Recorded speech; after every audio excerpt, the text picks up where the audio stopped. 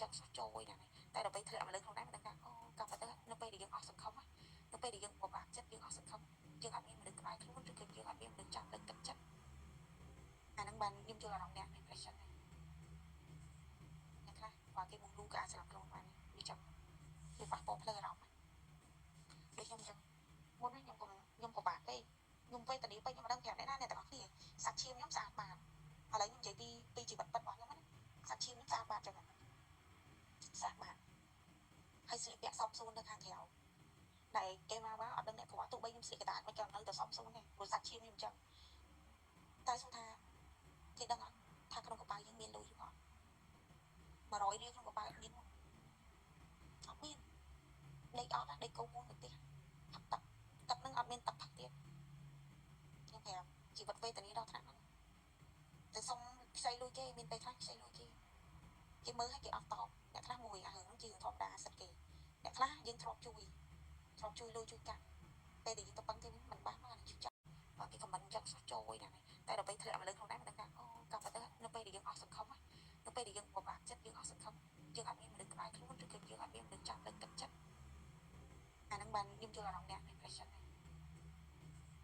អ្នកខ្លះគាត់គេមកលូក៏អាចស្លាប់ខ្លួនបានវាចាំវាប៉ះពាល់ផ្លូវអារម្មណ៍ដូចខ្ញុំចឹង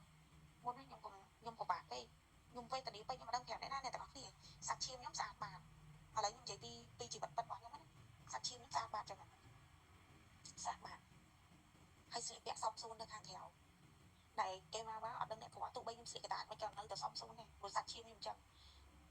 តែសុំថាគេដឹងអត់ថាក្នុងកប៉ាល់យើងមានលុយឬអត់100រៀលក្នុងកប៉ាល់មានអត់មានដេកអត់ដេកកោមួយទៅផ្ទះផឹកទឹកនឹងអត់មានទឹកផឹកទៀតខ្ញុំប្រាប់ជីវិតវេទនាដល់ថ្នាក់ហ្នឹងទៅសុំខ្ចីលុយគេមានពេលខ្លះខ្ចីលុយគេមើលឲ្យគេអត់តបអ្នកខ្លះមួយអារឿងហ្នឹងជាធម្មតាសិតគេអ្នកខ្លះយើងធ្លាប់ជួយលុយជួយកាក់ពេលដែលយើងទៅពឹងគេមិនបានមកជួយចាក់បើគេខមមិនចឹងសោះចូលណាតែដល់ពេលធ្លាក់មកលើខ្លួនឯងមិនដឹងថាអូកลับទៅនៅពេលដែលយើងអស់សង្ឃឹមនៅពេលដែលយើងពិបាកចិត្តយើងអស់សង្ឃឹមយើងអត់មានមនុស្សក្បែរខ្លួនឬក៏យើងអត់មានមនុស្សចាំលើកទឹកចិត្តអាហ្នឹងបានខ្ញុំយល់អារម្មណ៍អ្នក depression អ្នកខ្លះគាត់គេមកលូក៏អាចស្លាប់ខ្លួនបានវាចាំវាប៉ះពាល់ផ្លូវអារម្មណ៍ដូចខ្ញុំចឹងមុននេះខ្ញុំពិបាកពេកខ្ញុំវេទនាពេកខ្ញុំមិនដឹងប្រាប់អ្នកណាអ្នកទាំងអស់គ្នាសាច់ឈាមខ្ញុំស្អាតបាតឥឡូវខ្ញុំនិយាយពីជីវិតពិតរបស់ខ្ញុំណាសាច់ឈាមខ្ញុំស្អាតបាតចឹងស្អាតបាតហើយស្លៀកពាក់សមសួននៅខាងក្រៅដែលគេមកអត់ដឹងអ្នកគ្រាន់ទោះបីខ្ញុំស្លៀកកណ្ដាលមិនក៏នៅតែសមសួនដែរព្រោះសាច់ឈាមខ្ញុំចឹងតែសុំថាគេដឹងអត់ថាក្នុងកប៉ាល់យើងមានលុយឬអត់100រៀលក្នុងកប៉ាល់មានអត់មានដេកអត់ដេកកោមួយទៅផ្ទះផឹកទឹកនឹងអត់មានទឹកផឹកទៀតខ្ញុំប្រាប់ជីវិតវេទនាដល់ថ្នាក់ហ្នឹងទៅសុំខ្ចីលុយគេមានពេលខ្លះខ្ចីលុយគេមើលឲ្យគេអត់តបអ្នកខ្លះមួយអារឿងហ្នឹងជាធម្មតាសិតគេអ្នកខ្លះយើងធ្លាប់ជួយលុយជួយកាក់ពេលដែលយើងទៅពឹងគេមិនបានមកជួយចាក់បើគេខមមិនចឹងសោះចូលណាតែដល់ពេលធ្លាក់មកលើខ្លួនឯងមិនដឹងថាអូកลับទៅនៅពេលដែលយើងអស់សង្ឃឹមនៅពេលដែលយើងពិបាកចិត្តយើងអស់សង្ឃឹមយើងអត់មានមនុស្សក្បែរខ្លួនឬក៏យើងអត់មានមនុស្សចាំលើកទឹកចិត្តអាហ្នឹងបានខ្ញុំយល់អារម្មណ៍អ្នក depression អ្នកខ្លះគាត់គេមកលូក៏អាចស្លាប់ខ្លួនបានវាចាំវាប៉ះពាល់ផ្លូវអារម្មណ៍ដូចខ្ញុំចឹងមុននេះខ្ញុំពិបាកពេកខ្ញុំវេទនាពេកខ្ញុំមិនដឹងប្រាប់អ្នកណាអ្នកទាំងអស់គ្នាសាច់ឈាមខ្ញុំស្អាតបាតឥឡូវខ្ញុំនិយាយពីជីវិតពិតរបស់ខ្ញុំណាសាច់ឈាមខ្ញុំស្អាតបាតចឹងស្អាតបាតហើយស្លៀកពាក់សមសួននៅខាងក្រៅដែលគេមកអត់ដឹងអ្នកគ្រាន់ទោះបីខ្ញុំស្លៀកកណ្ដាលមិនក៏នៅតែសមសួនដែរព្រោះសាច់ឈាមខ្ញុំចឹងតែសុំថាគេដឹងអត់ថាក្នុងកប៉ាល់យើងមានលុយឬអត់100រៀលក្នុងកប៉ាល់មានអត់មាន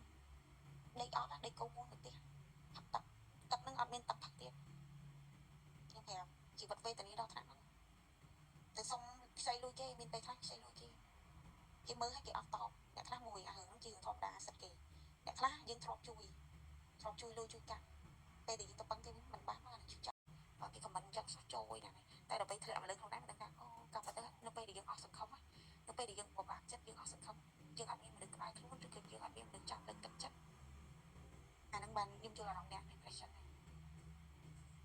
អ្នកខ្លះគាត់គេមកលូក៏អាចស្លាប់ខ្លួនបានវាចាំវាប៉ះពាល់ផ្លូវអារម្មណ៍ដូចខ្ញុំចឹងមុននេះខ្ញុំពិបាកពេកខ្ញុំវេទនាពេកខ្ញុំមិនដឹងប្រាប់អ្នកណាអ្នកទាំងអស់គ្នាសាច់ឈាមខ្ញុំស្អាតបាតឥឡូវខ្ញុំនិយាយ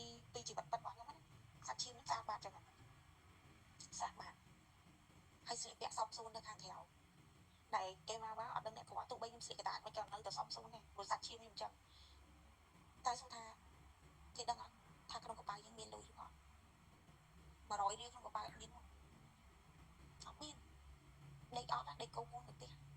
tập tập nâng admin tập thật tiếc nhưng mà chỉ vật về tận đi đâu thằng nó từ xong xây lui kia mình bay khác xây lui kia cái mới hay cái áo tàu để khác mùi hưởng nó chịu thọp đá sạch kì để khác dân thọp chui lui chui cả bây giờ tập bắn thêm mình bán mà là chịu